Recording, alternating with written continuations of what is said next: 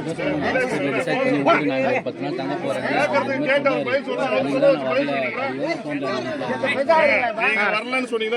Sir, நான் கடைசியாக வந்து இவங்க ஊருக்காரங்க இருக்காங்க இல்லையா, இந்த ஒரு மனசில் உங்களுக்கு நியாயம் பட்டதுன்னா கேளுங்க.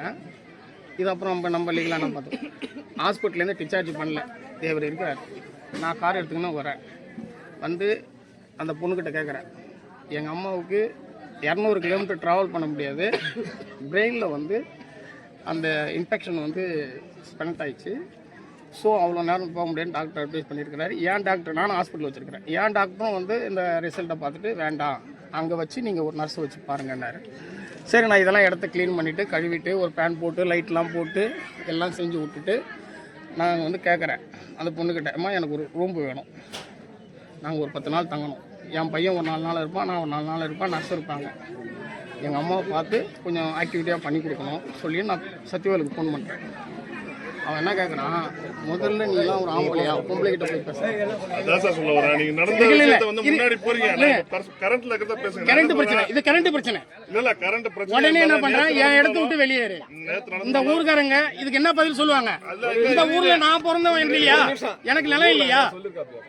யாருக்கிட்ட? வெங்கடேஸ்வரன் சொல்லுங்க கேளு, அவர்கிட்ட சொல்றீங்கன்னா இல்லைன்னு கேளுங்க. என்ன சொன்னீங்க?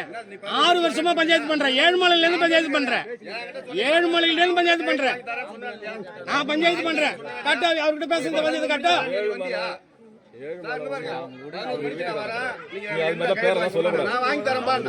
பேர சொல்றதுல எந்த குற்றம் வராது மாமா, எந்த குற்றம் வராது, எந்த குற்றம் வராது. அப்படி ஒரு சட்டத்துல எந்த ஒரு குற்றம் பேரை சொல்றது குற்றம் கிடையவே கிடையாது. எங்க அம்மாவை இடம் தரல. யாரும் போன் பண்ணல. எனக்கு வந்து இவர் போன் பண்ணாரு, 3:15க்கு போன் பண்ணாரு. இவர் வந்து இவங்க பாமக இருக்கிறதுனால எங்களுக்கும் ஆகாது, ஆகாது, எங்களுக்கு ஆகாது.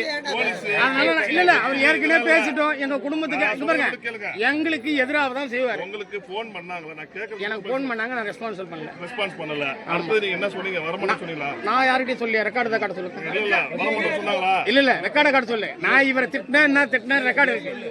நான் என்ன கேக்குறேன், 110 நாள் வராதவன் இப்ப ஏன் வந்தான்?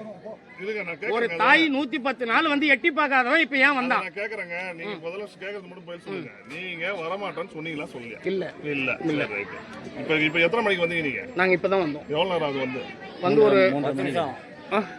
10 நிமிஷம். நீங்க வர தகவல் சொன்னீங்களா? அது அப்பாட்ட இல்ல யாருக்கு சொன்னீங்களா? இங்க வந்து சொல்லிட்டுமே உங்க என் மச்சானுக்கு சொன்னேன். உங்க அக்காவா தங்கச்சி யார சொன்னீங்க? தங்கச்சி. அவங்களுக்கு போன் இல்ல. எங்க அப்பா செஞ்சாங்க.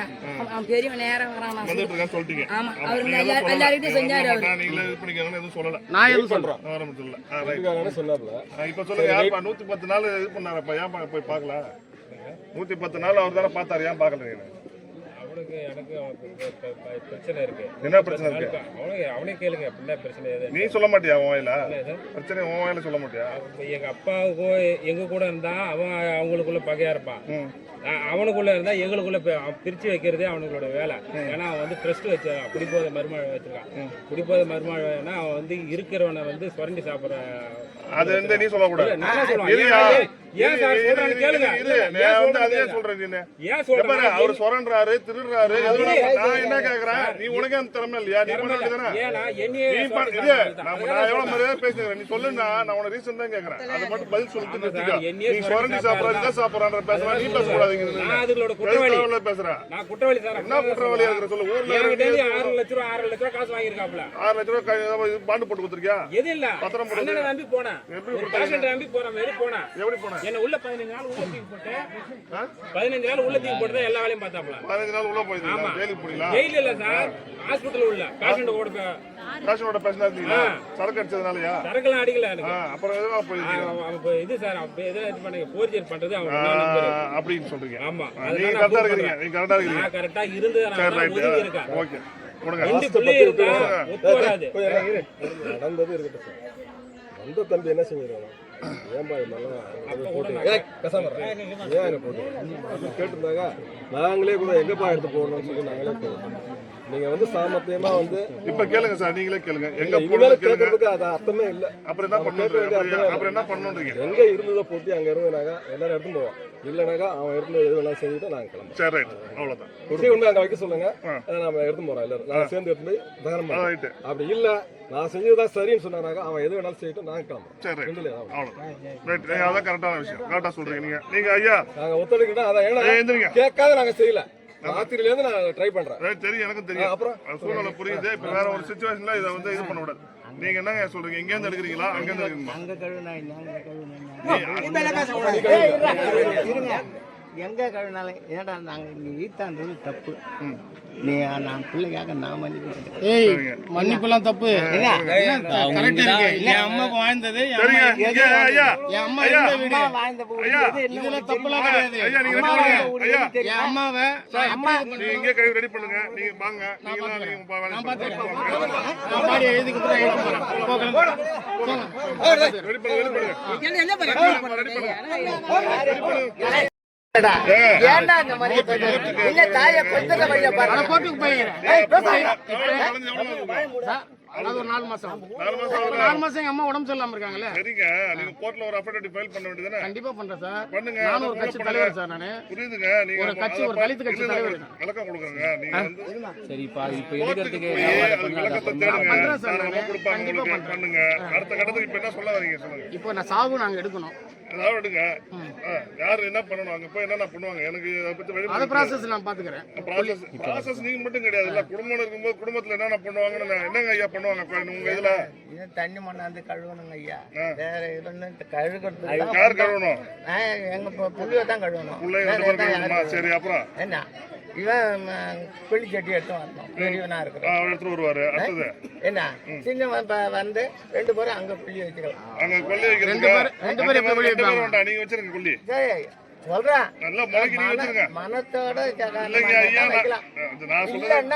அவங்க 2 பேரும் இருப்பாங்க. நீங்க வச்சிருங்கன்றேன். நானே வச்சு விடுறேன். விட்டுடுறேன். ரைட் ஓகேங்களா? மத்த ப்ராசஸ் ஆரம்பிங்க. மத்த ப்ராசஸ் ஆரம்பிங்க. என்னென்ன பண்ணணும்ன்றத பண்ணுங்க. நாங்க செய்யறோம். நீங்க இதை கொஞ்சம் எங்களுக்கு வழி கொடுங்க. ராத்திரி இவரை கேட்டேன், அவனையும் கேட்டேன். அந்த தம்பிக்கு நைட்டு 2:50 ஃபோன் அடித்தேன். ஏன்னா ஊருக்காரங்கன்ற முறையில் சொல்லணும், ஃபோன் எடுக்கலை.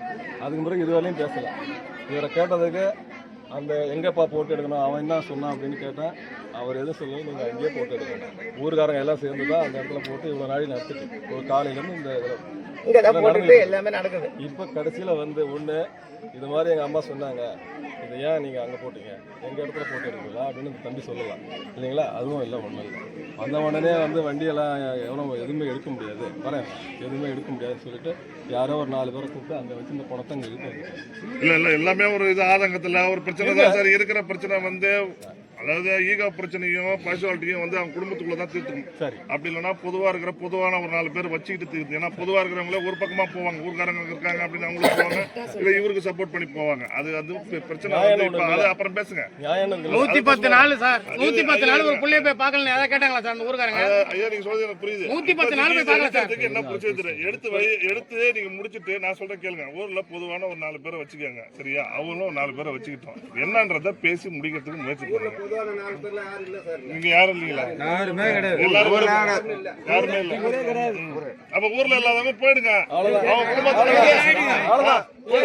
முடியாதுங்க. நாங்க வந்து எங்க ஆயாவுக்கு மருந்து மாத்த நாங்க வந்தோம். நான் தான் இது வந்து முன்னாடி நீங்க 2 பேரும் கொளுத்தணும்னு சொல்லி நான் போய் கேஸ் கொடுப்பேன் இருக்கு.